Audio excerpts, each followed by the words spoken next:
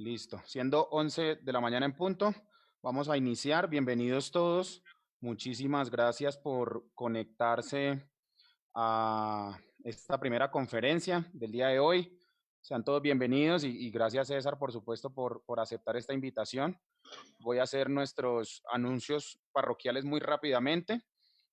Hoy tendremos entonces esta conferencia con César y a las 5 de la tarde con Germán Prieto. Mañana también vamos a tener dos conferencias a la misma hora, 11 de la mañana y 5 de la tarde. Y el jueves vamos a tener 11 de la mañana y 7 de la noche. Y el viernes vamos a tener dos conferencias, 11 de la mañana, 4 de la tarde, y vamos a cerrar con este conversatorio de los retos de la generación 2030. Tenemos programación hasta el 18 de mayo. Si alguien quiere participar, me pueden escribir a este correo o por mis redes sociales. Y también, si quieren tener acceso pues, a la programación que ya hemos publicado, pues hemos tratado de mover por muchos medios, pueden seguirme en las redes y ahí van a encontrarla, o pueden seguir las redes de la asociación, de la Sociedad Colombiana de Geología o de la Universidad Nacional, y también van a encontrar pues la programación. La próxima semana ya está confirmada y el jueves estaremos publicando la nueva programación. Contarles que llegamos a la meta de 3.000 suscriptores en el canal de YouTube. Estamos muy contentos, Clemencia está feliz, entonces los invitamos a seguir visitando el canal, a suscribirse para que les envíe notificaciones cada vez que subamos las grabaciones de estas conferencias. Ya tenemos 3.020 personas y agradecemos pues a Laura, Jimena, María Fernanda, María Paula y Oscar por todo el apoyo que nos han dado para mantener el canal actualizado con todas las grabaciones. César, aprovecho para preguntarte, ¿nos autorizas a grabar esta conferencia? Sin duda, claro que sí. Listo, mil gracias. Bueno, contarles que siguen las conferencias técnicas virtuales de ACGGP. El jueves a las 5 de la tarde, por este mismo canal, vamos a tener esta conferencia con el exdirector de consulta previa del Ministerio del Interior, retos y oportunidades de la consulta previa, bastante interesante. 7 de la noche del mismo día vamos a tener esta de sismicidad inducida al fracturamiento hidráulico por un estudiante de la Universidad de Stanford, de doctorado. Y la próxima semana vamos a tener a Héctor Alfonso, que yo creo que en una línea muy parecida a la que hoy va a compartir César con nosotros, que nos parece fabuloso, va a hacer esta conferencia sobre todo lo que quiso saber sobre exploración sísmica y nunca se atrevió a preguntar a las 5:30 de la tarde. Entonces, todos están cordialmente invitados. Recordarles que en el canal de YouTube de la ACGGP, ustedes van a encontrar los videos que hemos venido generando durante esta cuarentena con diversidad de temas en ciencias de la Tierra, enfocado en un público, digamos, no científico. Entonces los invitamos a visitar nuestro canal. Ustedes entran a YouTube, cliquean ACGGP y ahí les aparece y pueden encontrar todos estos videos, y les agradecemos mucho que los compartan con sus familiares, que nos hagan llegar cualquier comentario que tengan, porque pues la idea es que sigamos divulgando las ciencias de la Tierra con todo el público. Recordarles la invitación al conversatorio del viernes 6 de la tarde, Retos de la Generación 2030, liderado por los capítulos estudiantiles de ACGGP y Sociedad Colombiana de Geología, y por Laura Becerra, que es nuestra secretaria en la junta directiva actual de la ACGGP.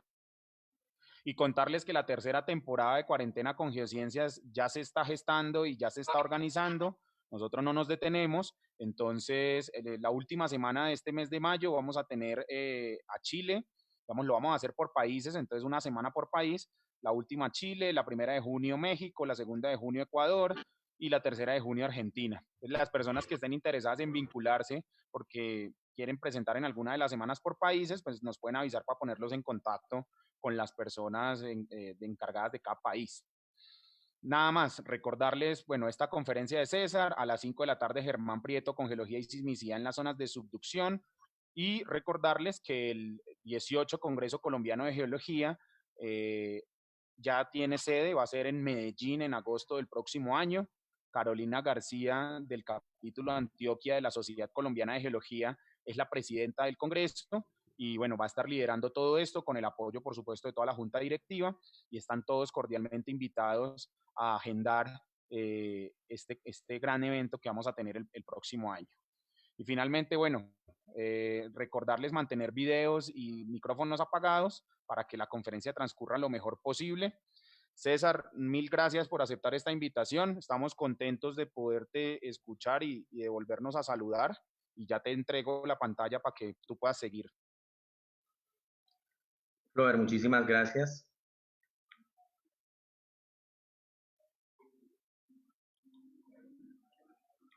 ¿Me confirmas si la estás viendo?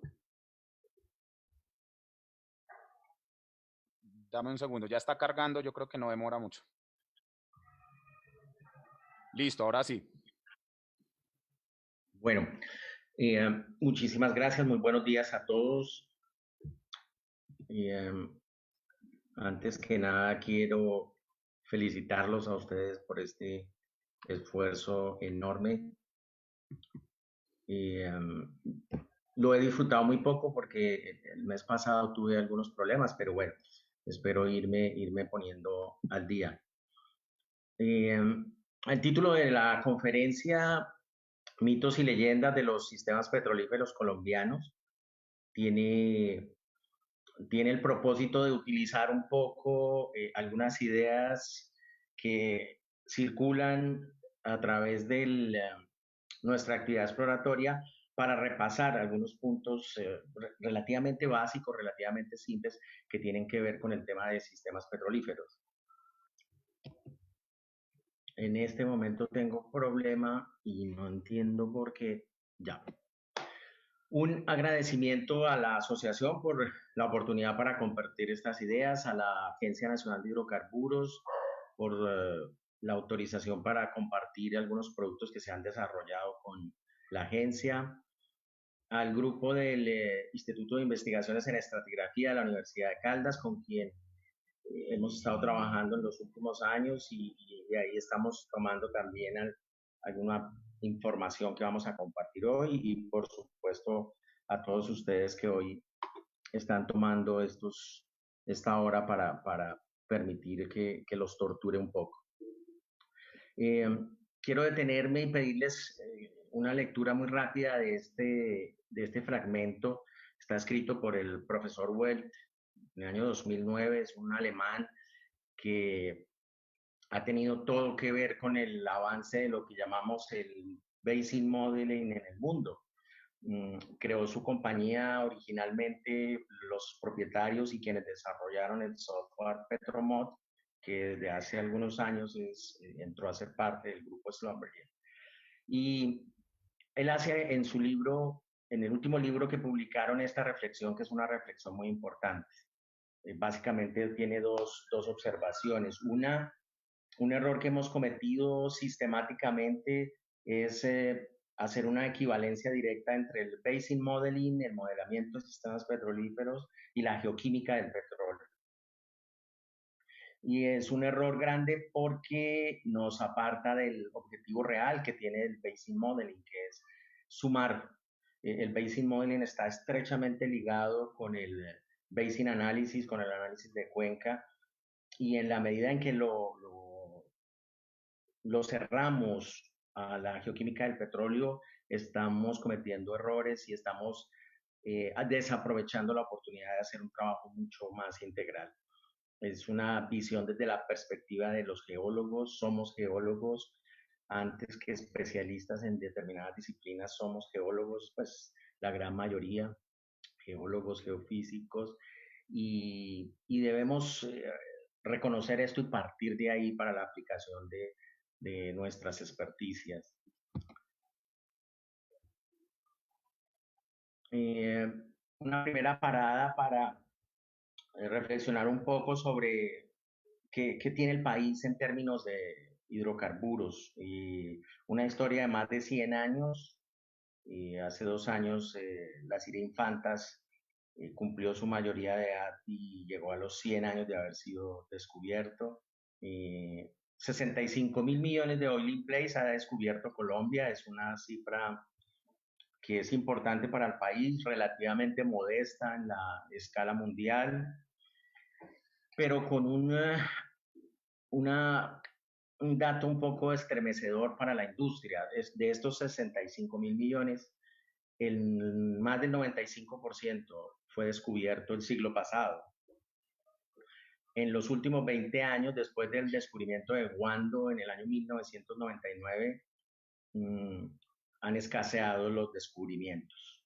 Hay una coincidencia, por lo menos curiosa, entre tres cosas. Este siglo XXI nos atropelló con la tecnología al servicio del proceso exploratorio, nos atropelló con una gran cantidad de geólogos preparados. El colega Juan Fernando Martínez decía una frase que era más preparados que un cumis. Colegas que han tenido la oportunidad de prepararse a nivel de maestrías, doctorados, postdoctorados, pero una adición de reservas en unos volúmenes muy pequeños, muy por debajo de las expectativas que el país ha tenido. Traté de conseguir un dato y fracasé, empecé muy tarde, empecé ayer en la tarde a tratar de conseguirlo, pero tengo un rango. En lo que va corrido del siglo XXI se han hecho inversiones de exploratorias en Colombia que parece que superan los 15 billones de dólares, más de 15.000 millones de dólares. Y el retorno de esta inversión realmente ha sido bajo. Creo que esto nos obliga desde el punto de vista de la responsabilidad social incluso a reflexionar, porque hacemos parte de un grupo que toma decisiones sobre inversiones gigantescas. Un pozo de 100 millones, un pozo de 150, un pozo de 50, un pozo de 20. Son cifras realmente astronómicas y es importante que reflexionemos un poco sobre esa responsabilidad que tenemos al hacer parte de esta tarea exploratoria. 5 puntos que vamos a ver.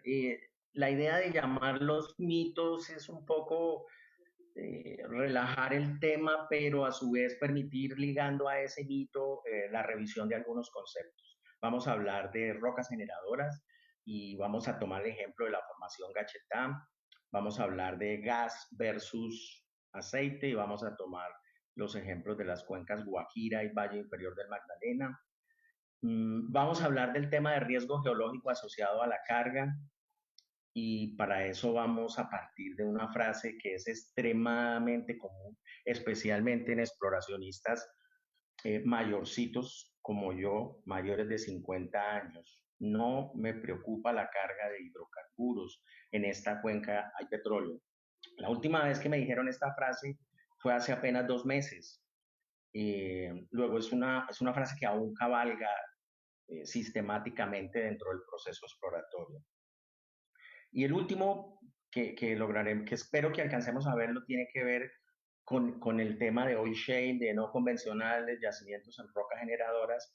Y como disculpa vamos a usar esta propuesta que está en varios papers, en algunos libros incluso, que habla de que la cuenca Llanos es una cuenca altamente prospectiva para el play oil shale. Vamos entonces a tratar de desarrollar los temas lo más rápido posible. Arrancamos con el tema de generación del petróleo. Aquí ha habido cambios respecto a lo que la geología del petróleo nos enseñó el siglo pasado. Hoy la propuesta de cómo se da este proceso está simplificada en estos 5 pasos. Tendríamos un proceso de craqueo primario, respuesta de la inestabilidad térmica del querógeno frente al aumento de la temperatura. El querógeno es craqueado a componentes ya típicos del petróleo. Ese petróleo es absorbido dentro de la roca generadora por la porción inerte, la porción que no se transforma de la materia orgánica, y cuando se excede esa máxima capacidad de absorción ocurre un proceso de desorción, es decir, que el hidrocarburo es liberado hacia el espacio poroso. Una vez en el espacio poroso ocurre un proceso de disolución de esos hidrocarburos, de esos compuestos orgánicos, en la fase fluida que tiene la roca generadora, y se inicia el proceso de migración primaria, es decir, esa fase fluida que ya contiene hidrocarburos empieza a moverse a través del sistema poroso de la roca generadora para finalmente alcanzar una roca transportadora, un carrier bed, donde se inicia el proceso de migración secundaria.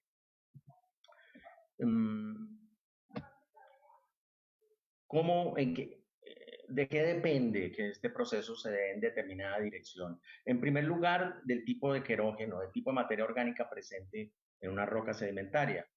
De manera general, nosotros podemos clasificar el querógeno en un querógeno inerte que nunca se va a transformar, un querógeno que tiene tendencia a generar más crudo que gas y que normalmente sería el querógeno tipo 1, 2 o incluso el 2, 3, y un querógeno que se resiste por diferentes motivos a generar hidrocarburos líquidos, que tiene tendencia a generar gas, aunque también genera algo de líquido, que sería el querógeno Gazprom, en el que está básicamente el querógeno tipo 3 y eventualmente algo de querógeno tipo 4. La suma de estos querógenos oil prom y gas prom los conocemos como el querógeno labil, que sería el que está disponible.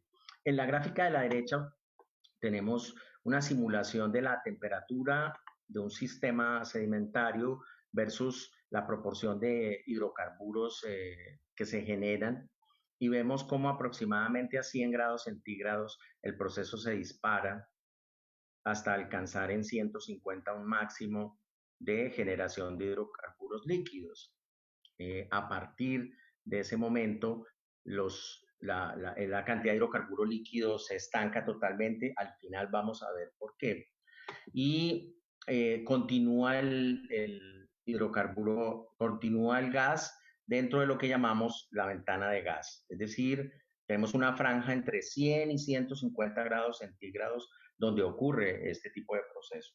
Aquí ya hay dos condiciones básicas para que el sistema petrolífero funcione económicamente. Por un lado, que existan este tipo de rocas, obviamente, y por otro lado, que a nivel de la evolución tectonoestratigráfica, esta ventana de temperatura sea real, se haya alcanzado hasta un nivel como este para garantizar que haya ocurrido la expulsión completa del hidrocarburo para que esté disponible a la migración y al entrampamiento. Vamos a hablar entonces, habiendo hecho ese pequeño repaso del primer punto, que tiene que ver con fases orgánicas y potencial generador. Aún hoy encontramos papers que hablan de la formación Gachetá como roca generadora en la cuenca Llanos. Está muy condicionado al hecho de que se hace se asimila una edad cronoestratigráfica equivalente al Chipaque o a parte de la formación La Luna en el Magdalena Medio, pero todos los que han estudiado el Gachetá en los llanos saben que son fases totalmente distintas, depositadas en ambientes marinos mucho más proximales, con un ambiente de alta energía, donde es difícil la preservación de la materia orgánica. Algo que hoy podemos hacer es simulación de la cinética de la materia orgánica y podemos ver cómo se transforma la materia orgánica dependiendo de las calidades del querógeno. Entonces tenemos cuatro ejemplos típicos. Superior izquierdo, fases marino-carbonáticas tipo la luna. En la X de todas las gráficas de estas cuatro, ustedes van a encontrar la reflectancia de la vitrinita. Esta sería la ventana de aceite entre 0.6 y 1.2. Y en la Y tenemos la cantidad de hidrocarburos expulsados en términos de millones de barriles equivalentes por kilómetro cuadrado. Si ustedes ven el bloque verde que representaría el crudo, es el más alto, lo tenemos en estas fases marino-carbonáticas tipo miembros Galembo y Salada de la formación La Luna en el Valle Medio. Pero algo muy interesante es que también acompaña al crudo una cantidad muy importante de gas de este tipo de fases. Abajo tenemos la luna siliciclástica. Esto sería algo como el Pujamana, el medio intermedio de la formación La Luna en el Magdalena Medio. Si ustedes ven, si ustedes comparan, pasamos de un poco más de 6 millones por kilómetro cuadrado a un poco menos de 4 en la cantidad de crudo. Hay mucho menos crudo por diferentes razones asociados a este tipo de fases. Las fases marino-carbonáticas, donde predominan margas, micritas, y un potencial generador mucho más alto que las fases puras siliciclásticas de shale. En la parte superior derecha tenemos unas fases donde se mezclan 2,3 y hemos escogido acá prácticamente la única opción que ha sido confirmada por Pozo, que es una secuencia probablemente pleoceno de algunos de los pozos estratigráficos de la agencia, donde yo tengo un querógeno de 300 y una materia orgánica del orden de 2.5. Aquí tengo una combinación entre crudo y gas y obviamente esta es una cantidad de crudo que puede llegar a ser importante, mucho menor que la de facies tipo la Luna, pero donde vamos a poder tener sistemas petrolíferos asociados económicamente, eh, asociados a unas facies como esta. Y en la parte inferior derecha tenemos el gachetá. El TOC de 1.5 del gachetá es haciendo un esfuerzo hacia la parte alta, no hacia una media, sino un poco más hacia la parte alta. Y lo mismo ocurre con el índice de hidrógeno de 200. Son límites que están hacia la parte superior. Como control geológico de los ambientes de depósito, esta es la característica original, generadora original de la gran mayoría de los análisis. Entre otras cosas, es una de las cuencas que más análisis tiene la formación Gachetá en los llanos. Y aquí ustedes pueden observar que la cantidad de hidrocarburos expulsado es muy, muy pequeña, inclusive la cantidad de gas. Es decir, que si nosotros queremos gas, es mucho mejor ir a buscarlo donde tengo el querógeno tipo 2 que donde tengo el querógeno tipo 3. El siglo pasado nos enseñaron que el crudo venía del 2, el gas venía del 3 y había que moverse en esas direcciones. Pues hoy sabemos que no funciona de esa manera y lo vamos a ver en el siguiente punto.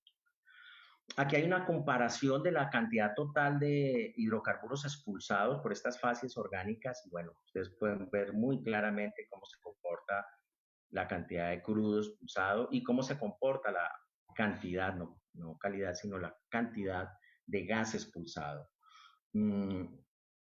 Aquí hay un llamado para que dejemos de llamar a la formación Gachetá la roca generadora de los llanos orientales. Realmente no lo es, los datos no lo confirman y la simulación de este tipo de procesos muestra claramente que de ahí vamos a tener cantidades muy, muy pequeñas que de ninguna manera podrían explicar el gran volumen de oil in place que tenemos en el foreland de la cuenca.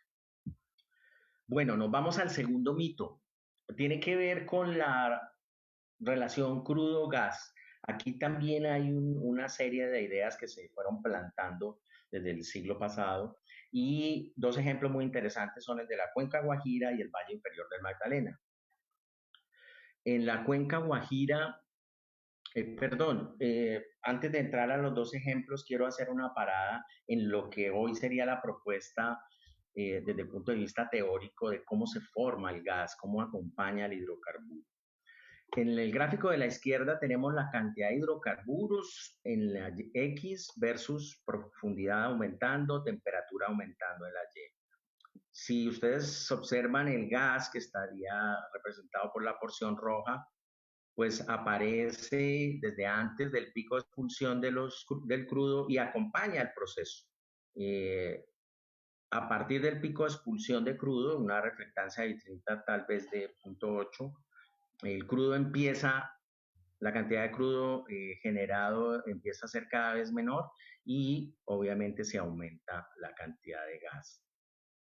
Ese es el comportamiento básico del sistema.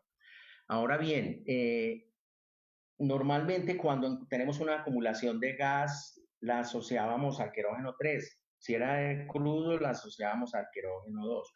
¿Qué se ha propuesto hoy después de una cantidad enorme de estudios de cinética de la materia orgánica, de modelamientos en una cantidad enorme de cuencas sedimentarias con producción de hidrocarburos en muchas partes del mundo? Lo primero es que el gas acompaña la generación del crudo, es un producto paralelo y las características varían en función de propiedades de la materia orgánica original, el nivel de evolución térmico de esa materia orgánica. El segundo punto extremadamente importante e involucrado en los software de simulación en los últimos 10 años es que la condición PVT, presión, volumen y temperatura del yacimiento y en general de la cuenca, controla el fraccionamiento de la composición de hidrocarburos durante la migración. Al comienzo yo voy a tener una migración en donde el gas está disuelto en el petróleo como una sola fase Y si yo tengo una acumulación tipo A, la voy a poder cargar. Y en la medida en que este fluido migra a profundidades menores, este petróleo y este gas pueden empezar a separarse si la presión cae por debajo del punto de burbuja. Si ustedes comparan A con B, aquí se ha formado una capa de gas. La principal razón por la que se estaría formando es esa. Vamos a una posición estructural más somera, tenemos un punto de burbuja más bajo y inmediatamente se forma la separación. El último punto nos explica que dependiendo del volumen de los fluidos, de la capacidad del sello en la trampa, la presión y temperatura del prospecto de la trampa, las columnas finales de hidrocarburos pueden ser o de crudo con gas en solución como A, o de crudo con una capa de gas, o simplemente de gas. En determinado tamaño de trampa, con determinada condición PVT, es imposible retener el líquido y vamos a tener gas. Pero si ustedes miran en este modelo todo, tanto A como B como C, está siendo generado por el mismo tipo de roca generadora. Luego, esa separación que hacíamos fue realmente un mito que es importante irlo reemplazando porque tiene implicaciones exploratorias grandes. Por ejemplo, la cuenca Guajira Offshore es una cuenca que tuvo el siglo pasado Texaco con el descubrimiento de Chuchupa y Ballena, le puso un sello inicialmente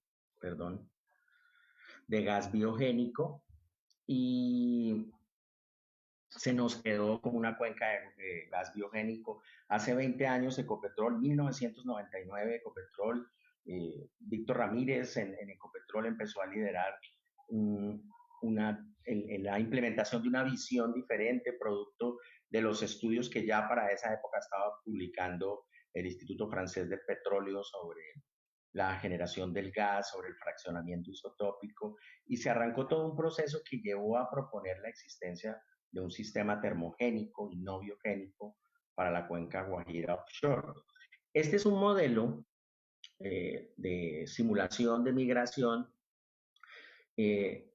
construido sobre una superficie al Mioceno temprano que aproximadamente sería equivalente al tope de la caliza de Ballena, el reservorio principal en los campos. El modelo tiene la predicción de las rutas de migración, de acumulaciones de petróleo, que son estas verdes, y de acumulaciones de gas. El modelo hace una predicción de la acumulación de Chuchupa y ubica en esa acumulación, en ese mínimo estructural gas, como consecuencia de la condición PVT que calcula para ese tamaño de trampa y para esa posición estructural. Por ejemplo, para el sector de Orca, donde Ecopetrol encontró gas, hace predicción de varias trampas que tendrían también gas por esa característica. Y para otros puntos en la cuenca hace predicción de hidrocarburos líquidos. Por ejemplo, en Santana, donde tenemos un descubrimiento de gas, el software hace una predicción para crudo. Es interesante mirar por qué no tenemos bien calibrado este punto. Por ejemplo, esta acumulación de aceite coincide con la perforación del Pozo Dorado 1 de Texaco, que fue un pozo que tuvo, cuando toca la caliza de Ballenas, estalló, se vino el gas, tuvieron que pararlo y hubo grandes dificultades después para retomar el proceso de perforación. En últimas, el mensaje que queda al aplicar una simulación como esta es que existe la manera de proponer modelos en los cuales yo voy a tener gas y crudo alternando en una misma cuenca en función del tipo de materia orgánica, del nivel de madurez térmica y de la condición PVT. El mito asociado a gas querógeno 3, crudo querógeno 2, es un mito que está hoy desde el punto de vista científico totalmente reevaluado. Y lo vamos a ver en un ejemplo más, el caso del Valle Inferior del Magdalena, que también esta es una cuenca muy curiosa, tiene un sello de Gazprom que se lo puso Chevron hace 30 años, y cuando uno mira el oil in place de la cuenca, más de la mitad corresponde a crudo, campos como Sicuco, Boquete, el Difícil en sus inicios, son campos de crudo, momposina con condensado y gas. Sin embargo, se quedó con ese sello. Aquí les quiero compartir un ejemplo. Este es un mapa estructural al tope de la formación Ciénaga de Oro Superior, una simulación a partir de modelamiento 3D. Ustedes ven las rutas de migración y acá están las acumulaciones que el software predice con base en estos mínimos estructurales. Es un mapa a una escala muy regional. Pero si ustedes se dan cuenta, el software predice que la gran mayoría de las acumulaciones, con excepción de algunas por acá, van a ser de crudo, básicamente por esa condición PVT de esos mínimos estructurales. Si hacemos este mismo ejercicio,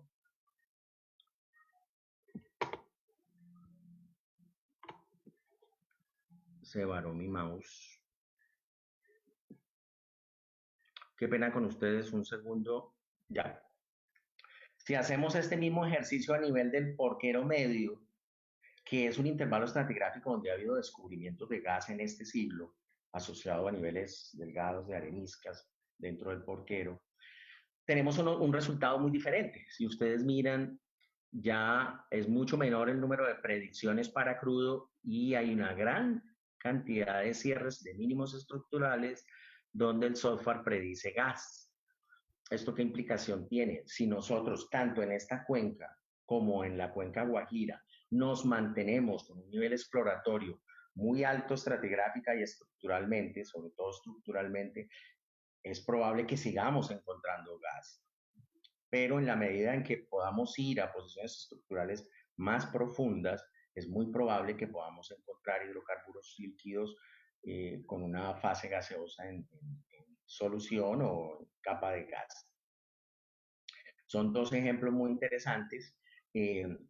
Hay otro tema que conecta estas dos cuencas, que además geológicamente ha sido propuesto que estuvieran conectadas, y es que el gas de Chuchupa y Ballena fue propuesto como biogénico con base en la geoquímica de los gases del siglo pasado por su composición, 99% metano, isotópicamente muy liviano. Sin embargo, esto fue lo que cambió hacia final del siglo pasado y hubo investigaciones que probaron que es posible obtener esa composición en un sistema termogénico. Es muy curioso porque aún hoy es difícil convencer a todos los exploracionistas de que ese sistema es termogénico. En el valle inferior tenemos un campo de gas muy importante acá, que es Ayombe y Huepajé. El gas de Huepajé es 99% metano, isotópicamente liviano, es decir, tiene una composición muy similar a la de Chuchupa y Ballena. Pero aquí nadie le ha dicho que es biogénico. Aquí no nos hemos preocupado por eso y hemos trabajado siempre con la idea del modelo termogénico. ¿Por qué? Porque tenemos crudo, porque hay crudo en la cuenca, entonces el tema se queda de lado. Desafortunadamente en La Guajira, mientras no aparezca una acumulación comercial de crudo, va a ser muy difícil poder concretar ese modelo y dar el salto a una exploración concentrada plenamente en un sistema termogénico. Bueno, nos vamos del tema del gas y nos vamos al mito número 3. No me preocupa la carga de hidrocarburos. En esta cuenca hay petróleo. Entré a Ecopetrol a trabajar, tuve la bendición de entrar a Ecopetrol en el año 1987 y desde el primer día de trabajo empecé a oír esta frase. Y hoy, 32 años después, todavía la escucho. Creo que incluso es una frase en la que hay un problema generacional. La escucho mucho más entre los mayorcitos de mi edad, cercanos a mi edad y para arriba, que entre los más jóvenes. Pero aún sigue haciendo carrera. Yo tengo crudo, es una cuenca con crudo, yo no me preocupo. Entonces, esa frase me permite ligar un poco el tema de la evaluación de riesgo geológico asociado a la carga. Y vamos a arrancar con esto. La industria trabajó durante prácticamente todo el siglo XX en términos de probabilidad de éxito con esta ecuación: probabilidad de éxito igual probabilidad de la trampa. Si yo la mapeaba con la sísmica y hacía una predicción del reservorio, para mí era suficiente. y con esa forma de trabajo se encontró la gran mayoría del crudo que, que se ha encontrado en Colombia. Debemos ser claros con eso. Fue suficiente durante casi un siglo. Pero ¿qué ha pasado en estos últimos 20 años? No hemos encontrado y hemos perforado menos de lo que quisiéramos, menos de lo que deberíamos, pero hemos perforado mucho. ¿Cuál es la ecuación realmente? Además que es la ecuación que utiliza la industria. Esta es la ecuación. Perdón, nuevamente me está tomando del pelo. La probabilidad de éxito de una perforación exploratoria obedece a la multiplicación de tres probabilidades: la de la trampa, la de la carga y la de la preservación. Hoy tenemos cómo medir la probabilidad de la carga, tenemos cómo simularla y medirla. No hacerlo es, en mi opinión, un acto de irresponsabilidad científica. Deberíamos simplemente ponernos en el lugar del inversionista. Si yo fuera el dueño de los 100 millones de dólares, ¿qué querría? ¿Que se haga la evaluación lo más completo posible o que la hagamos con la visión del siglo pasado?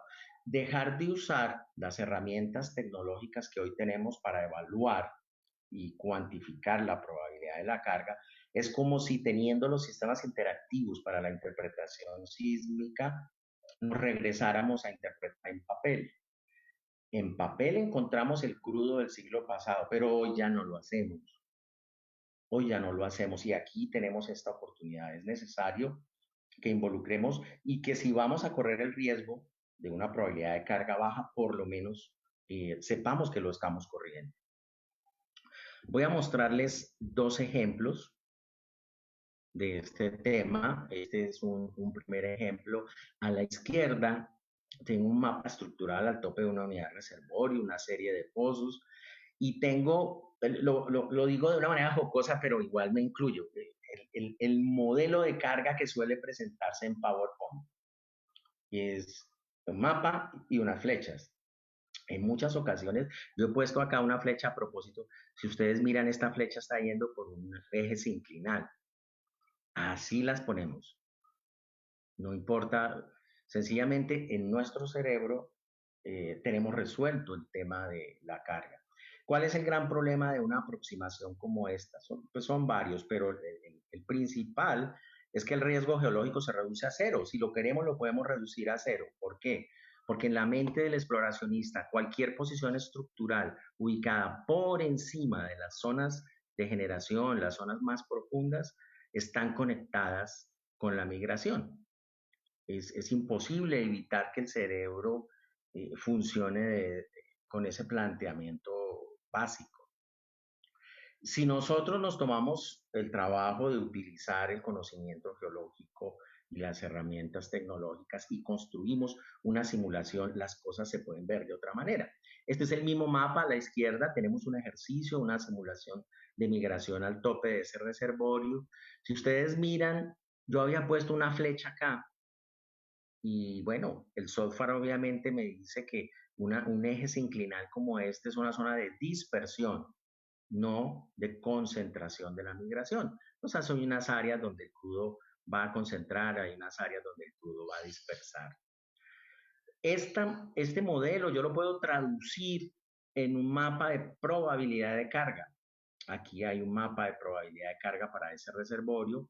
Las zonas blancas son probabilidades de carga de cero o cercanas a cero, menores al 20%, y las zonas más oscuras serían probabilidad de carga del 100%. Miren cómo cambia la visión con un ejercicio que es bastante simple. Esta simulación es una simulación de combate y, como les digo, tenemos la tecnología para hacerlo. Hay una cantidad importante de pozos ubicados por fuera de las rutas de migración, es decir, pozos ubicados en áreas donde la probabilidad de carga es menor al 20%. En la mente de quienes propusieron estos pozos, y aquí alguna salvedad, yo hice parte de grupos de exploración que propusieron acá pozos secos, me involucro.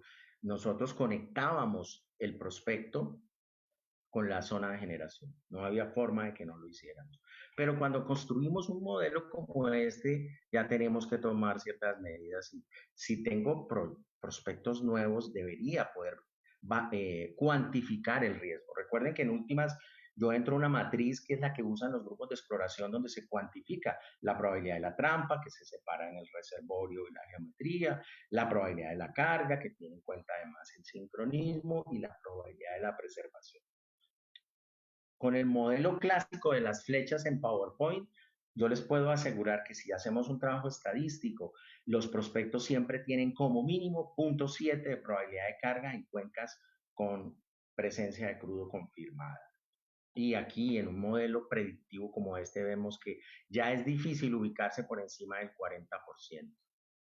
Y hay una gran cantidad de pozos en áreas donde la probabilidad de carga es muy baja. Un segundo ejemplo en una escala mucho mayor, la cuenca de los Llanos Orientales. Esta es una simulación de migración en un mapa regional de detalle muy bajo, donde se insinúan las narices estructurales. Aún así el software logra aplicar el algoritmo y mostrar dónde se concentra la migración y dónde la dispersión.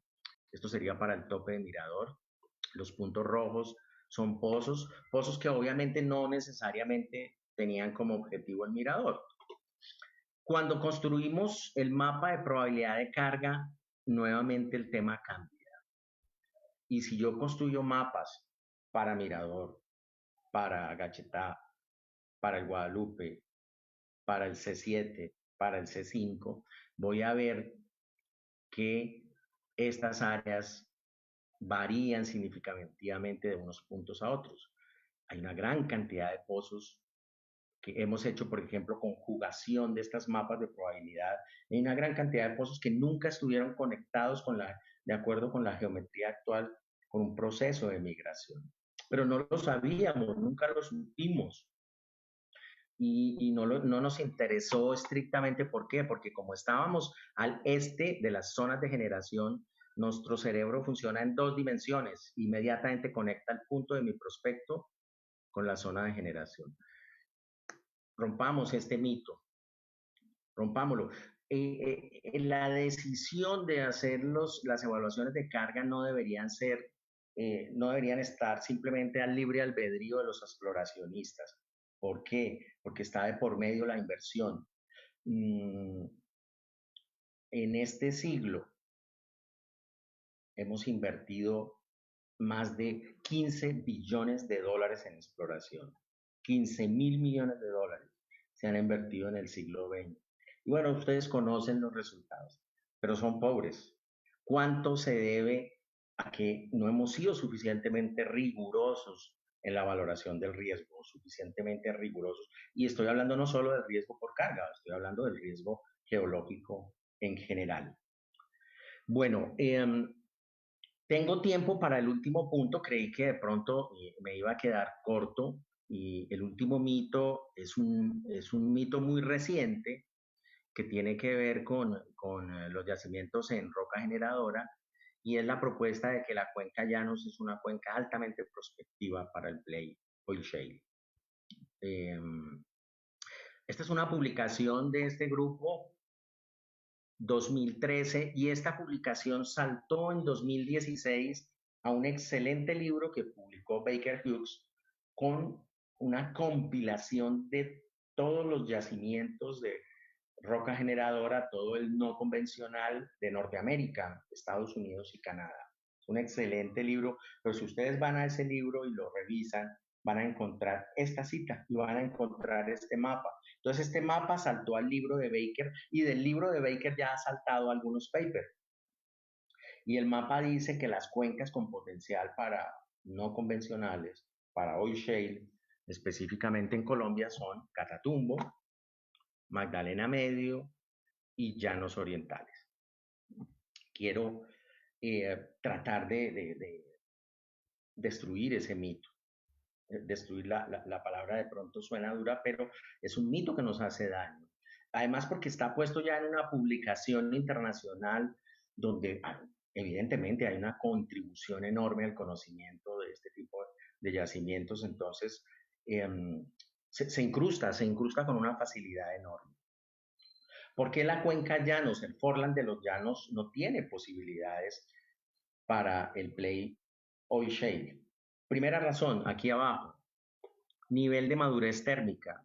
A partir del estudio de todos los plays de Norteamérica, hoy sabemos que la ubicación de un sweet spot, es decir, de las zonas de mayor producción, está asociada al nivel de madurez térmico, no solo al potencial original.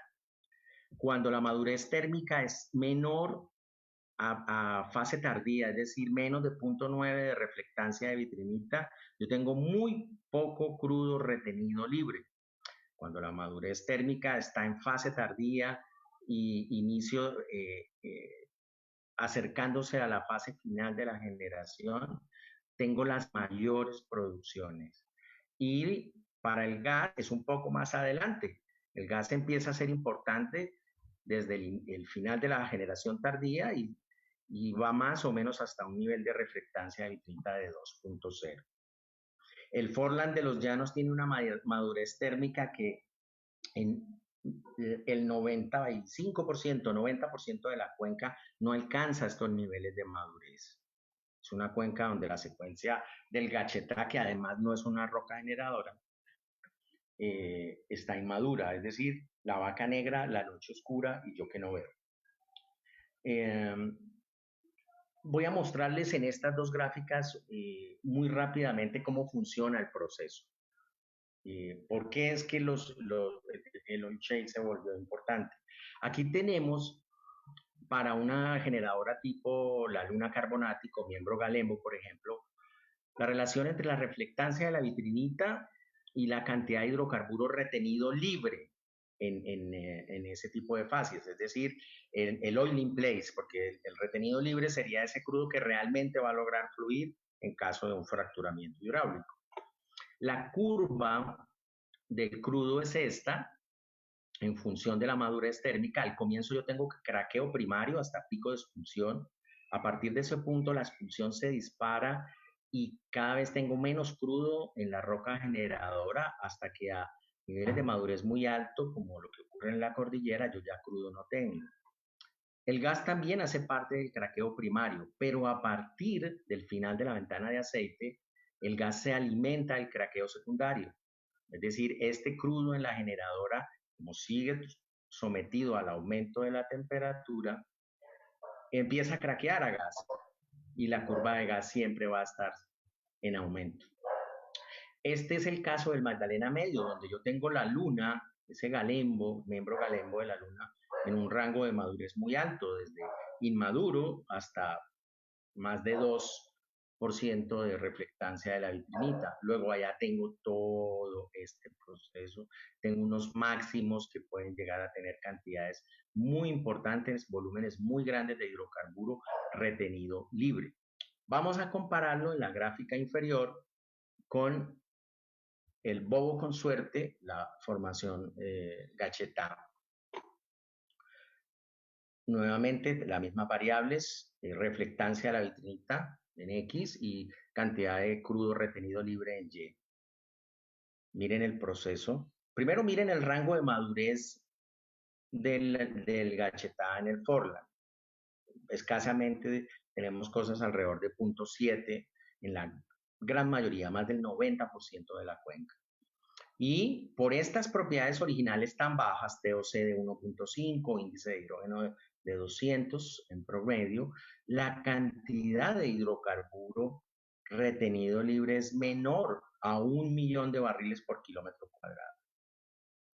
Y el gas es un poquito más, el gas alcanza a subir un poco más, pero es muchísimo menos, apenas un tercio de lo que podríamos llegar a tener en el Magdalena Medio. Con un agravante, esta situación, la óptima dentro de esta pobreza franciscana, se obtendría a profundidades por encima de los 16.000, 17.000 pies, donde este play ya no funciona porque este play tiene un límite tecnológico y económico alrededor de los 13.000 pies.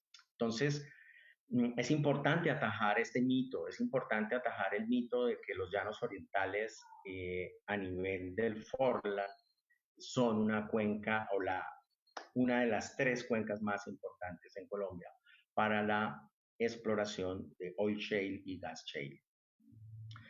Y, colegas, era eso lo que tenía para compartirles. Nuevamente, muchísimas gracias por su tiempo, a la asociación por permitirme acompañarlos y bueno, quedo atento a las preguntas que podamos tener. César, muchísimas gracias.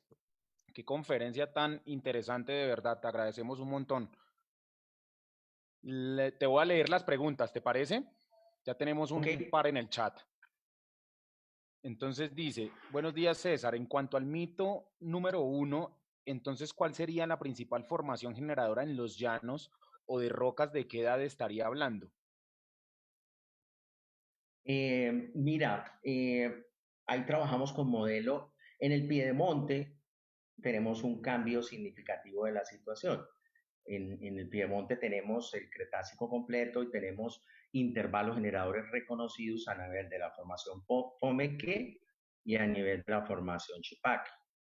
Y en los crudos de los llanos tenemos evidencias de aporte de rocas generadoras de esos dos tipos de ambientes marinos más carbonáticos y ambientes marinos más siliciclásticos con influencia del taic.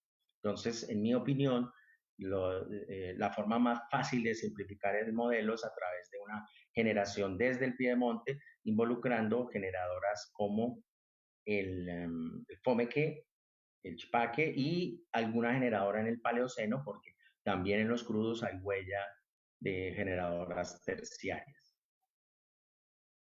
Listo, César, gracias. También preguntan si los modelos están hechos en Trinity. Sí, estos modelos todos están hechos en Trinity. Listo. Otra pregunta, dice, esos modelos de la subcuenca Plato es un análogo de lo que se está encontrando aquí en México, en Ixachi. No conozco. Ok, Sería interesantísimo poderlo comparar.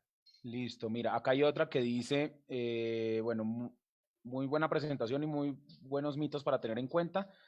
Todas las cinéticas de gas y aceite que está mostrando son análisis de nuestras rocas generadoras o son extraídas de librerías estándar.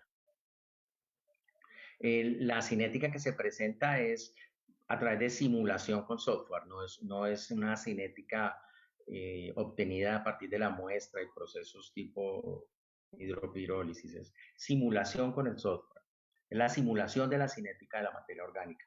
Pero el software lo que ha hecho básicamente es calibrar la simulación con una base de datos muy robusta que hay.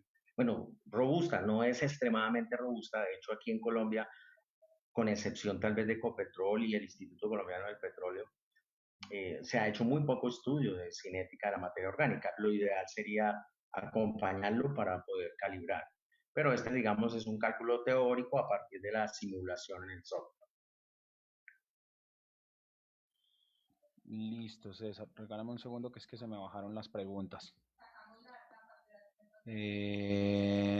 Dice, ¿cuál es la edad de la roca generadora en el Valle Inferior del Magdalena?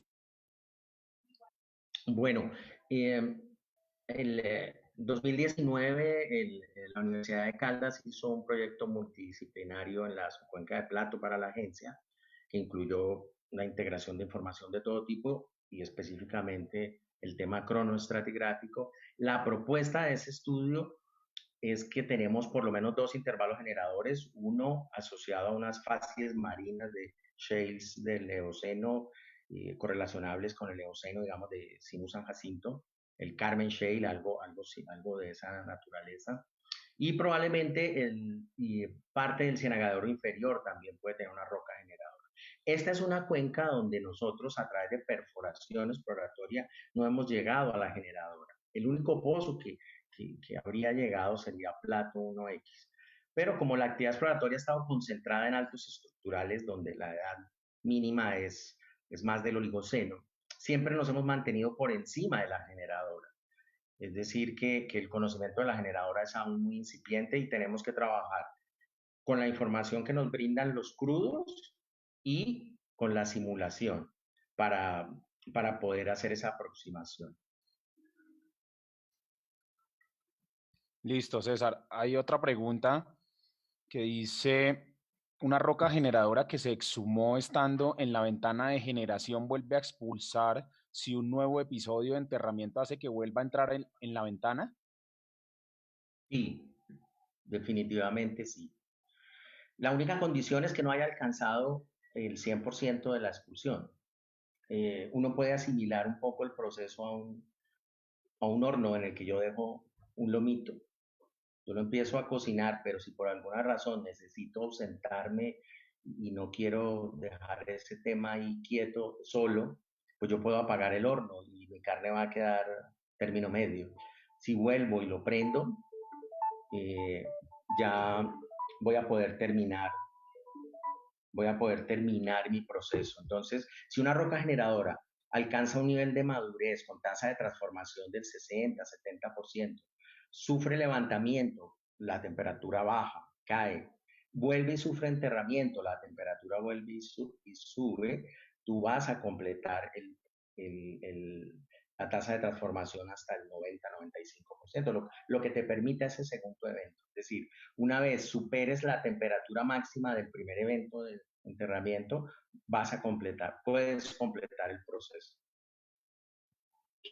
Gracias, César. Acá hay otra pregunta, dice, ¿la maduración termal solo la están viendo con vitrinita? ¿No se podría usar microtermometría para precisar temperaturas? No, la madurez termal normalmente se trata de utilizar varias herramientas. Desde el punto de vista de mediciones directas, pues la vitrinita es la más utilizada, es muy poderosa. Se usa índice de coloración de esporas, que el país tiene mucho por andar en ese camino, entre otras cosas, porque lo que hemos hecho con vitrinita en el Magdalena Medio, por ejemplo, con las fases marinas, tiene problemas porque hay muy poca vitrinita en esos ambientes de depósito. Entonces, es necesario complementarla con otras técnicas. Y ahí obviamente están esas que menciona la pregunta. De todas maneras, la vitrinita es la de combate, es la más usual, la que más preparamos, a la que más acudimos, pero los estudios podemos cerrar mucho el rango de incertidumbre si agregamos por lo menos otro tipo de indicadores como el índice de coloración de esporas o como este tipo de marcadores térmicos. La respuesta concreta es no, no es solo la vitrinita y no debe ser solo la vitrinita. Gracias, César. Hay un comentario más. Dicen que si podrías recomendar bibliografía para el tema de los tipos de querógeno y el nombre de la publicación de Baker. Sí, claro que sí. Te la puedo mandar, Flor, y tú la pones. Claro que sí, claro que sí. De hecho, la Listos. puedo poner, es un libro, es un PDF muy pesado, pero lo puedo poner en un link a una carpeta y te lo mando y pues el que lo quiera bajar. Es realmente un libro fantástico, con la tarea de recopilación, la cantidad de información que tiene es enorme. A mí me surge la duda de cuántos mapas como el de Colombia hay de otros países, ¿no? Ese siempre será el problema de esas recopilaciones tan ambiciosas. Tiene un capítulo a escala mundial.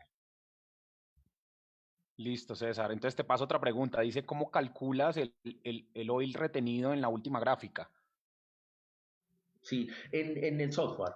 Nosotros, el software de modelamiento en los últimos 4 años, esto es bien reciente, en los últimos 4 años el software evolucionó a calcular, antes que calculábamos, en qué nos concentramos, cuánto se generaba, cuánto se expulsaba, pero la presión por la exploración de los yacimientos en roca generadora obligó a construir modelos para calcular cuánto se retiene y además separar de cuánto se retiene, cuánto es libre y cuánto es absorbido, porque ese crudo o ese gas absorbido hay que restarlo si no estoy sobreestimando el oil in place o el gas in place.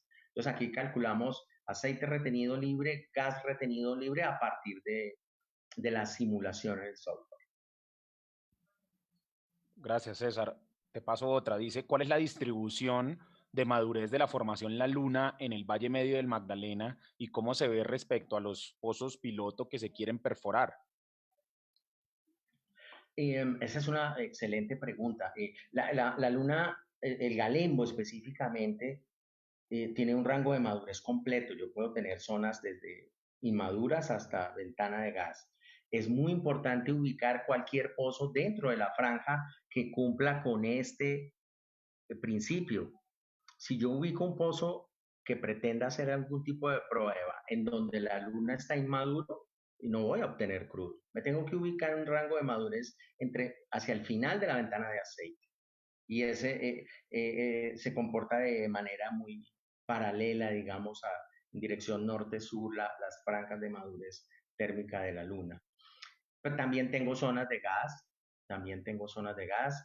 Este es un trabajo que se hizo en la Agencia Nacional de Hidrocarburos en 2018 y se publicó un manuscrito en las memorias de la primera cumbre de petróleo y gas, que también lo podemos compartir a través de la asociación con quien esté un poco desprogramado este domingo, pues le echa una leída al paper, pero es interesante. Nuevamente resumiendo la respuesta, está todo el rango de madurez y específicamente el pozo que tenía planeado, el estratigráfico que tenía planeado la agencia para este año, utilizó ese modelo para ubicarse en un rango de final de ventana de aceite. Ha habido pozos dentro de la cuenca con propósito de oil shale que han quedado a profundidades muy altas dentro de la zona de gas. Luego, parece trivial, pero no lo es. Ya se han hecho inversiones que desde el punto de vista teórico tendría uno que entrar a pensar, oiga, sí lo puse exactamente en el mejor sitio. Listo, César, gracias. Va otra, dice que, ay, perdóname, es que se movió. ¿Qué prospectividad tiene la cuenca del Valle Superior del Magdalena para yacimientos de gas y petróleo? Bueno, en la cuenca la cuenca del Valle Superior del Magdalena ha sido una niña bonita en la que todo el mundo ha querido estar en los últimos 30 años. Si uno lo mira en términos del oil in place del país, es una cuenca modesta, del orden de 700, 800 millones, similar de pronto a Catatumbo, un poco a Caguán Putumayo. No son las más grandes, pero es una cuenca que tiene un potencial aún importante. Y tiene dos subcuencas, Neiva al sur y Girardot al norte. En el ejercicio de Jet to Find que se hizo con la agencia entre 2015 y 2016, se observa que habría un potencial un poco mayor en términos del Jet to Find para la subcuenca de Girardot y un poco menor para la subcuenca de Neiva. Pero es una cuenca con potencial modesto si se lo compara con los llanos Magdalena Medio. Listo, César, gracias. Hay una pregunta que dice si el mirador pudo generar. Bueno, ese es otro mito, ¿no? Sí, la roca, el mirador como generadora. Cuando BP llega en el año 80 y perfora el Cusiana 1, año 85 sería, 86 tal vez. Y se encuentra el crudo y se empiezan a hacer algunos análisis, se empieza a hablar del mirador como generador. La verdad es que los crudos, y específicamente los de Cusiana, muestran desde el punto de vista geoquímico, a través de los biomarcadores, una huella de una generadora terciaria. Pero ni BP publicó los datos exactos que comprobaran. Creo que no los publicó porque los perseguimos mucho a lo largo de los años, o no sé, no los hemos podido ver. Y hablo en plural porque estuvimos ahí involucrados, un grupo grande de geólogos. Pero desde el punto de vista teórico podría ser el mirador o podría ser algo en Barco Cuervos. Sí, sí sabemos que ese tipo de ambientes transicionales pueden tener una mezcla de querógeno 2,3 capaz de explicar parte del crudo que tenemos en Cusiana, por ejemplo. Cusiana, de todas maneras, es un crudo producto de una mezcla en la que hay evidencia del generador terciario y de un generador diferente, probablemente más marino de plataforma. Pero Frente a la pregunta concreta, nunca pude ver los datos de pirólisis del mirador que confirmaran esa existencia de generador.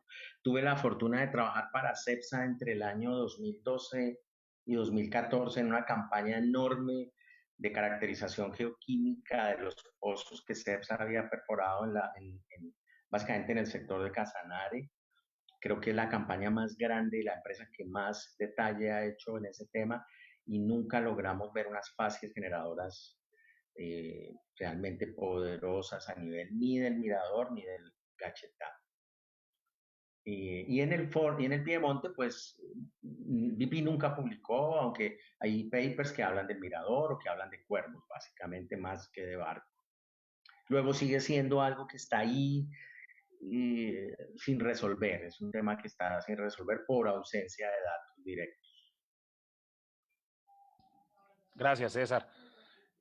Bueno, acá hay una que dice, si sugieres hacer más estudios regionales para identificar mejor el potencial de hidrocarburos. Sí, esa es una tarea permanente es una tarea misional de la Agencia Nacional de Hidrocarburos, ¿no? El estimativo del potencial de hidrocarburos es una tarea misional y está íntimamente ligada con los estudios regionales, el análisis de cuenca. Entonces, la respuesta sin duda es sí. Listo, César. También te preguntan si hay un nuevo mapa de prospectividad de no convencionales en Colombia. Y sí, la agencia desarrolló el año pasado la evaluación del play yacimiento roca generadora en las 23 cuencas. Tuvimos la fortuna de participar en el grupo que trabajó en esta evaluación. Y ese es un producto marca ANH pues, hablando un poco por la ANH, me disculpo con los colegas, está disponible para la industria. Pues la idea es que la industria lo pueda usar. Se evaluaron las 23 cuencas colombianas y se hizo un ranqueo de las cuencas que se llamaban prospectivas, unas de prospectiva media, unas de prospectiva muy baja y unas no prospectivas para el play. Y se hizo un estimativo del, del Jet to Find por cada una de las cuencas en términos de crudo y en términos de gas. Gracias, César. Bueno, nos quedan dos preguntas. Le voy a dar la palabra a Víctor, que nos pidió hace un tiempo hacer su pregunta con el micrófono. Y luego va Alex, que también me escribió que quiere hacer su pregunta por el micrófono. ¿Cuál de los Alex? Hay como 10 Alex, entonces alguno de ellos. Víctor, ¿nos escuchas? Gracias, Flover. Gracias, César. Muy interesante la presentación. Gracias por el crédito con el tema del offshore. Respecto a, obviamente mi pregunta va enfocada al offshore. En esas hipótesis que bajamos todos estos años sobre la ocurrencia de procesos termogénicos en el offshore, pues postulamos el fraccionamiento isotópico, pusimos en funcionamiento las hipótesis del Instituto Francés del Petróleo, pues esas hipótesis nos llevaron a donde estamos hoy, motivar a Ecopetrol y a otras empresas a invertir y tenemos descubrimientos como Orca, Cronos, Gorgon, Purple en estos pozos y en estas evidencias seguimos viendo las evidencias de incremento de la ocurrencia de termogénico en profundidad o hacia las zonas más profundas de la cuenca. La mayoría de las campañas de Piston Core, cuando los análisis son adecuados, vemos persistentemente la presencia de metano, tanto biogénico como termogénico. El metano biogénico es omnipresente, está en toda la cuenca. Básicamente todas las cuencas, las muestras de Piston Core deben mostrar metano porque sabemos que hay materia orgánica. La inquietud que me tengo y la inquietud que te quiero plantear es, dado que obviamente como pasa en un shore no vamos a hacer pozos los inclinales ni en las partes más profundas de la cuenca, las herramientas complementarias como Piston Core modelamiento, ¿qué más nos falta hacer para acercarnos a validar si existan esos termogénicos maduros, la ocurrencia de hidrocarburos líquidos? ¿Y qué más es que nos falta hacer desde tu punto de vista y tu experiencia? Víctor, yo diría que en términos de la adquisición de información nueva, más allá de continuar con las campañas de Princeton Core, veo difícil. Yo sugeriría más bien, y creo entender que los actores del offshore de alguna manera lo están haciendo, revisar las oportunidades asociadas, digamos, a plays más de menor riesgo, de menor riesgo. Creo que mucho de la campaña exploratoria de estos 20 años que Ecopetrol ha liderado, donde su merced ha estado involucrado, ha sido parte importante de esos procesos, ha manejado conceptos de play de alto riesgo y tenía que hacerse. Lo digo por lo que alcancé a conocer hasta hace algunos años y lo que ustedes mismos han publicado. Yo diría que se podría hacer una pausa y volver a la búsqueda de plays en posiciones estructurales intermedias y plays que tiendan a tener una componente máximo de cierre contra falla, pero con alguna geometría de relieve, con algún pliegue importante. Creo que quedan, porque la apuesta de seguir arriesgando en plays estratigráficos, por ejemplo, en plays definidos a partir de la información sísmica, de los atributos, de la presunción del reservorio a partir de atributos, es, ya es una apuesta que puede empezar a jugar en contra. Yo hago la cuenta Sí. muy por encima, muy alegre de lo que se ha invertido en el offshore en estos 20 años y debe ser, en términos solo de la perforación exploratoria, debe alcanzar los 2 billones o tal vez más. Entonces, Ese es un buen número, César. Pero pensando sí, en términos de información, ¿qué más podemos hacer? Sabemos que cuando empezamos a plantear estas hipótesis hace tantos años, por ejemplo, no teníamos técnicas como diamantoides o biomarcadores que nos han ido aproximando al tema termogénico. ¿Existen técnicas más modernas o debemos asegurarnos que lo que adquiramos hoy se haga bajo ciertos estándares? Será muy descabellado, por ejemplo, lo digo porque aquí también están conectados Miguel y Fernando Sorno de la agencia, Miguel de Armas. Muy descabellado, por ejemplo, pensar en hacer un estratigráfico al que le metamos todos los fierros en términos de geoquímica. para nada. La agencia lo tuvo, lo revisó el año pasado. Miguel de Armas fue uno de las personas que estuvo revisando el tema y a partir de los estudios que tenía la agencia, había un par de localizaciones interesantes para coger sección sísmica no perforada por pozo, pero que desde el punto de vista conceptual de la interpretación era por lo menos preoligocena y eventualmente podría incluso ser cretácica. Ese trabajo la agencia lo planteó. No es fácil, ¿no? No es fácil porque las cifras son importantes y no prosperó, pero es lo más cercano que yo he visto a ese proceso y yo creo que si la industria concertara con la agencia o incluso se pudiera hacer una unión de un esfuerzo desde el punto de vista de participación y temas de tierras que son complejos. Bueno, resumiendo, sería lo mejor que podría pasar en la cuenca la perforación de un pozo estratigráfico en una posición que permitiera obtener información directa de posibles secuencias generadoras cretácicas o, por qué no, del Eoceno mismo, como estamos viendo en el Magdalena Inferior. Listo, muchas gracias, César. Gracias, Flover. Gracias, César. Gracias, Víctor. Listo. Le damos la palabra a... Me aclararon que es Alexander Rey. ¿Listo? Ok, don Alex Rey. Alex, ¿nos escuchas? Señores, buenos días, ¿cómo están? ¿Qué Alex? ¿Cómo te va? ¿Qué más, César? ¿Cómo va todo? Qué placer oírte, Víctor, a ti también. Es mi primera experiencia con esto y funciona súper bien. O sea, se ve todo y se oye súper bien. César, primero gracias por la presentación, excelente. Tengo un par de comentarios e inquietudes referente a 2 cuencas o a 2 de los mitos que mencionaste. Uno de la cuenca Llanos y otro de la cuenca offshore, ¿sí? El primero, en relación a la cuenca ya no sé si en el mapa que muestras de la probabilidad de migración y acumulación se ve hidrocarburo en lo que siempre se ha llamado como la shadow zone, entre lo que sería capachos y las acumulaciones de caño limón. ¿Eso cambió con los nuevos conceptos que tienes?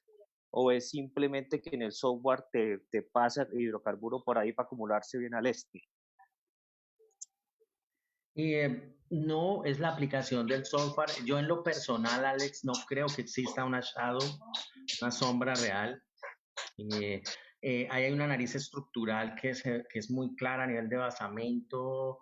El mapa de anomalía de Bouguer del llano lo muestra muy claro. Sobre el pico de la nariz, la parte más pronunciada está Caño Limón, está Guapita Caño Limón, pero el crudo es capaz de alimentar zonas que rodean esa nariz, tanto al sur como al norte.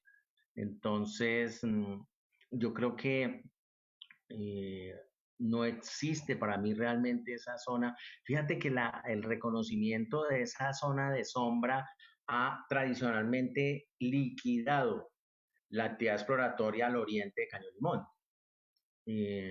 Pero si uno lo mira desde un contexto un poco más regional, el crudo puede seguir llegando desde el norte, así como llegó a Guapita, puede llegar a otro tipo de posiciones. Y en la zona que tú estás describiendo, eh, esa migración está asociada simplemente a la geometría, en este caso del mirador, que fue la que yo les mostré, pero se observa en otros intervalos.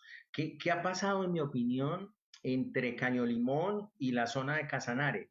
La sísmica que tenemos es una sísmica 2D primordialmente, con espaciamiento entre 5 y 10 kilómetros, con un monoclinal muy suave donde no se ven fallas. Entonces ahí no veíamos las fallas antitéticas, ahí no veíamos estructuras y todo el mundo reinterpreta lo mismo y lo mismo y lo mismo, de ahí no va a salir nada. Va a ser necesario que ocurra algo como lo que ocurrió al sur en Llanos 34, donde Geopark decidió tomar un riesgo.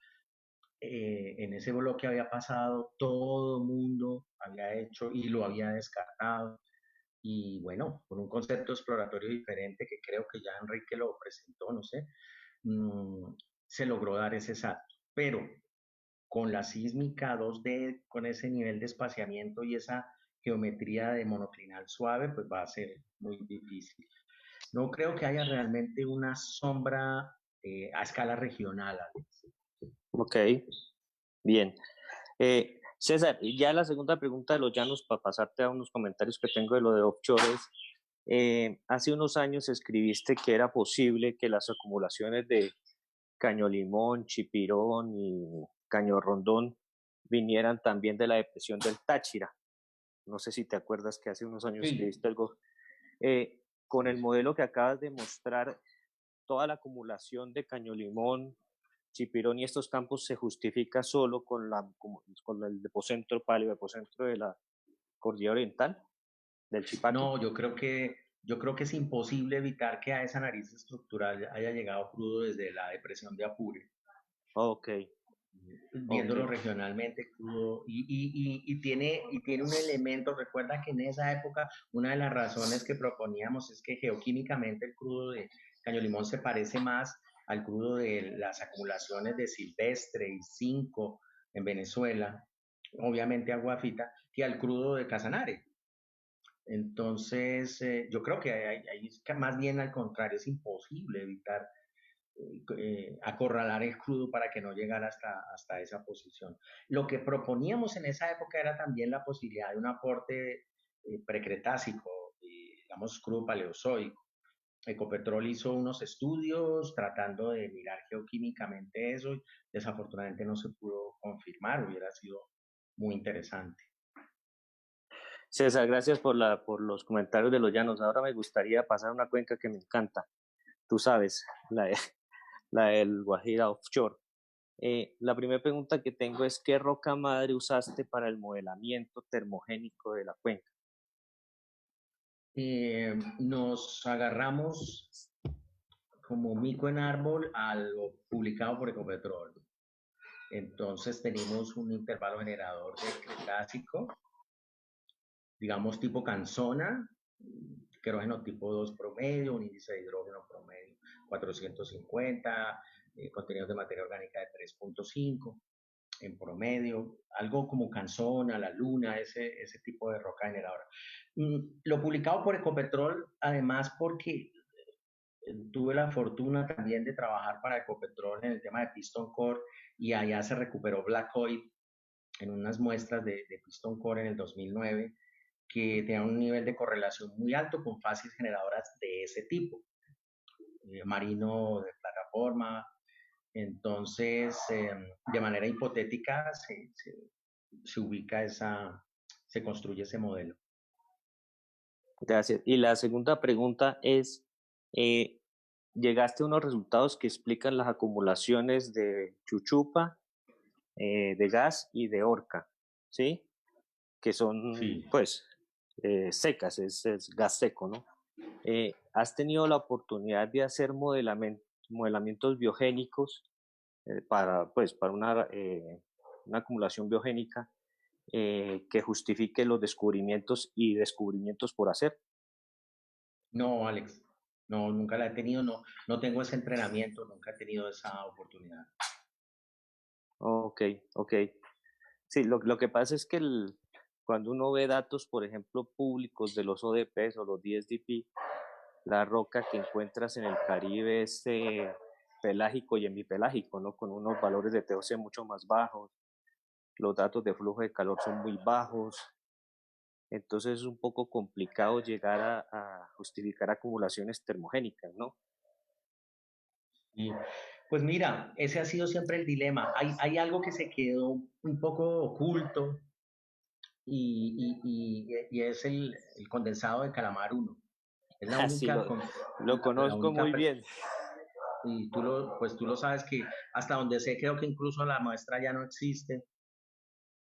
Pero Yo tuve bueno, la oportunidad de hacer el extracto con Antonio Rangel exactamente. O sea, tú en el año sabes que existe. 2003, imagínate, ya estoy viejito.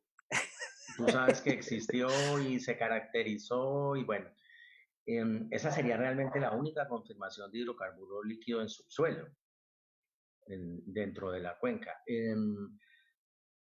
Hasta que no aparezca el crudo, esta discusión va a ser difícil de solucionar. El modelo de Prinzhofer y Pernatón versus el modelo de Schoel.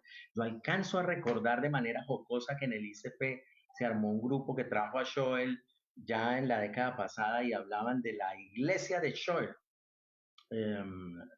donde se aferraba, digamos, el conocimiento a la idea del biogénico. Y recuerdo muy bien que Antonio Rangel, tú que lo mencionas, logró convencer a Barry Katz, creo que se llama él, el geoquímico de Texaco, el hombre que había propuesto que eso era biogénico, lo logró convencer y le torció el pescuezo y publicaron un artículo donde se proponía que el gas era una mezcla entre biogénico y termogénico. Eso son confirmaciones de que el tema está abierto, pero tiene implicaciones exploratorias muy importantes. Yo prefiero ver el vaso medio lleno y quedarme como gato patas arriba con el modelo termogénico y seguir buscando el crudo, seguir buscando el crudo. Algunos pensarán de manera contraria y se podrían concentrar en el modelo biogénico y seguir buscando el gas, pero mientras no aparezca, la discusión estará y no hay manera de resolverla plenamente. César, ¿tienes tiempo para otra pregunta? Por supuesto, yo dejé el almuerzo hecho desde temprano. No, es que yo sí estoy sintiendo temor por mi vida, pero vamos a escuchar a Rodrigo Giraldo que quiere hacerte una pregunta, ¿vale? Claro que sí. Rodrigo, ¿nos escuchas? Sí, muchas gracias. Hola César, ¿cómo estás? Rodrigo, Aquí ¿cómo estamos estás? en México. Nosotros hicimos unos trabajos más o menos 2010 al 2013 con Basic Fran Lab. Hicimos los modelos de análisis de cuencas y sistemas petroleros usando TEMIS para toda Me acuerdo, sí. el área de lo que era el tesoro de aguas profundas. encontramos cosas muy interesantes, encontramos, por ejemplo, lo que hoy es Hochschi Energy, es una compañía que ganó un bloque que le quitaron a Pemex, habiendo descubierto y habiendo hecho el DL, incluso el pozo delimitador, en la ronda cero se lo quitaron y se lo dieron a una compañía, bueno, lo feriaron y se lo ganó una compañía que se llama Hochschi Energy, que es un consorcio donde está Sinop y una compañía filial de BP en Argentina. Y bueno, todo eso nosotros lo modelamos y se cumplieron algunas cosas, ¿no? Es muy importante lo que tú mencionaste y muy relevante el hacer análisis de cuencas con buenos datos, con buenas paleobatimetrías, con buenas cinéticas, porque eso disminuye el riesgo, es fundamental. Ahora, ¿qué pasó recientemente? Te comentaba el caso, tú me estás mencionando la subcuenca Plato, donde pues siempre se ha buscado gas, pero es muy probable que el aceite esté más abajito, ¿no? Bueno, no, más abajote, porque estamos hablando probablemente de, no sé, hablemos de 16.000, 17.000 pies, pero puede ser muy interesante encontrar volúmenes como lo están haciendo ahorita Pemex en Ixachi, que es Veracruz. La cuenca de Veracruz fue por excelencia durante todos estos años, digamos, que fue el hit del gas en México, 2006 al 2012. Todo ese gas se agotó. Se encontró la firma de la sísmica y se prospectó y se agotó. Y se decidió buscar más abajo y Sachi está, digamos, ratificando eso que tú estás mencionando, exactamente igual. Vale la pena que lo revises. Yo aquí te puedo colaborar con muchísimo gusto. Sí, Estás claro que sí. encontrando presiones altísimas de 11.000 PSI, donde ya requieres equipos de 3.000 HPs con preventores de 15.000 PSI, pero no importa, ahí está el aceite. Entonces, a mí me parece súper interesante porque eso puede ser un análogo muy interesante de ahí de la cuenca Plata. Eso es lo que quería mencionarte. Y una Chévere pregunta, para compartirlo, Rodrigo. Yo te busco y para que porfa nos compartas información. Muy con muchísimo importante. gusto. Aquí están escuchando colegas tanto de la agencia como de la Universidad de Caldas, del grupo de investigación en estratigrafía que participaron en el proyecto y bueno, sería buenísimo. Un comentario sobre el crudo en la subcuenca de Plato. Obviamente es muy probable que volúmenes importantes aparezcan en posiciones estructurales bajas, profundas, pero hoy, Sicuco y Boquete, que suman casi 400 millones de oil in place, el 50% del oil in place de la cuenca, pues que es modesta, está entre 9.000 y 8.000 pies. El difícil, que arrancó como un campo de condensado, está alrededor de los 5.000. Entonces, creo que todo como consecuencia del tema de condición PVT de los yacimientos, una proporción muy importante. Pero esa analogía que tú nos mencionas, no la conocíamos. Muy chévere haberlo podido involucrar en el proyecto con la agencia, pero bueno, ahí se puede seguir haciendo una actualización del modelo y hacer ese tipo de comparaciones que son muy, muy importantes.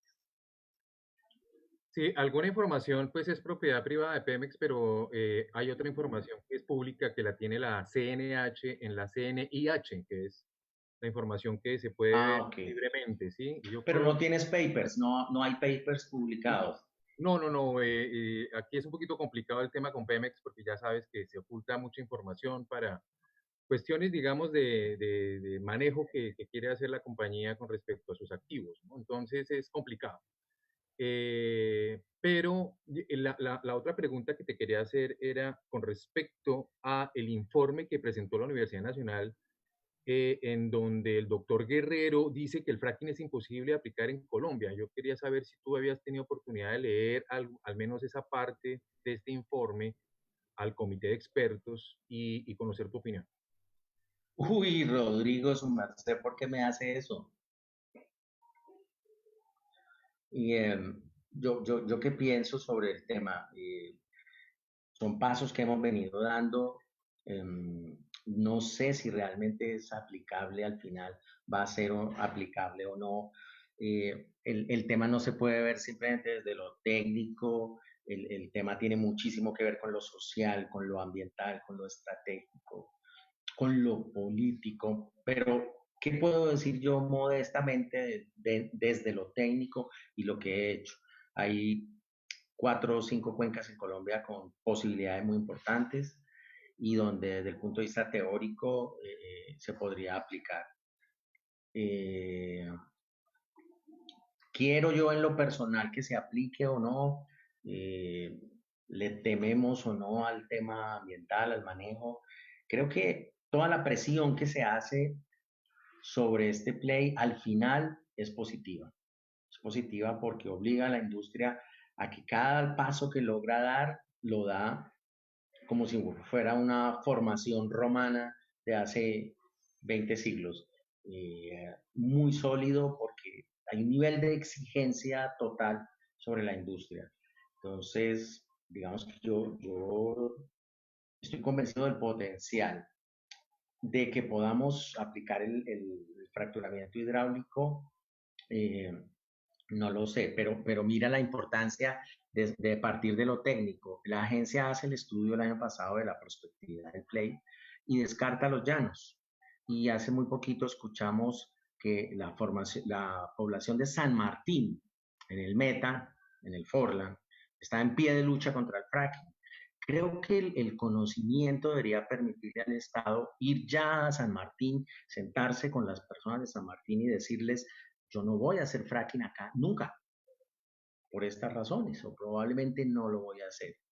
Es decir, hoy tendremos unos elementos técnicos, científicos, derivados de un estudio, para hacer para encerrar la discusión a unas áreas específicas, entre otras cosas porque no solo se definieron las cuencas, sino dentro de las cuencas los polígonos de las áreas donde realmente el potencial consideramos que existe. Entonces, hombre, llevemos la discusión a esas zonas. Dejemos de discutir sobre fracking en Tumaco, en Cali, en Ibagué, en San Martín, en Bucaramanga, de si se va a hacer o no se va a hacer ahí en la zona de influencia de esto. Utilicemos esa información y ese conocimiento para que la discusión se dé en las áreas donde realmente se deba dar. Javier, cuando tú mencionaste a Javier, ¿es Guerrero? De acuerdo, sí. Que el estudio. Yo siento que seguimos todavía en ese proceso de crecer en el conocimiento y nadie puede decir la última palabra, nadie está, no hay forma, no hay forma. Si aún hay dudas en cuencas como las de Norteamérica que vivieron semejante explosión en términos de producción y de aplicación del fracking, pues nosotros estamos a años luz todavía de eso.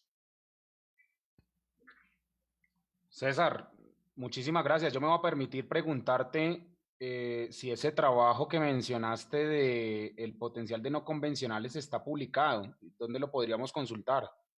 José Fernando, si está ahí, no sé si estará José Fernando de la ANH, él me podría ayudar, pero es un producto, es un producto interno de la agencia y por definición estaría disponible para su consulta.